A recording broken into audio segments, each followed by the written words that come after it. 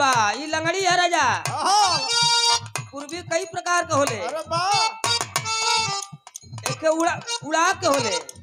आई लंगड़ी है लंगड़ी घुमा के मारा तू उड़ा के बोला ना बलिया वाले दुआबा वाले हाँ हाँ आई लंगड़ी है उड़ा के तुरंत आ जाई यहर वाली है पूर्वांचल वाली है कैसे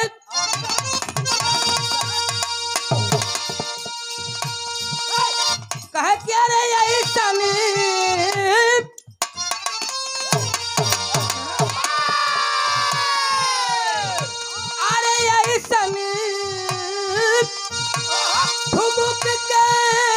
गोरी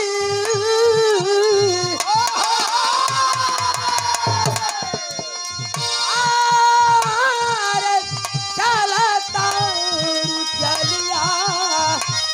अरे चलता चलिया ई पयलिया बोले दीना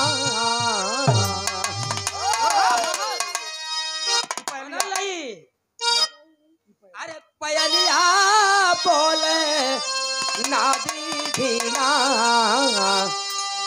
कि नाती तीना ना पयलिया बोले नादी धीना नाती तीना ना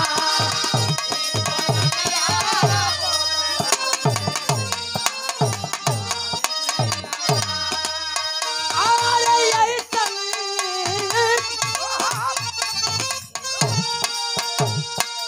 अरे यही संगीत ठुमुक के गोरी चला तारू चलिया अरे चला तारू चलिया ई पयलिया बोले नादी दीना अरे नाती तीना ना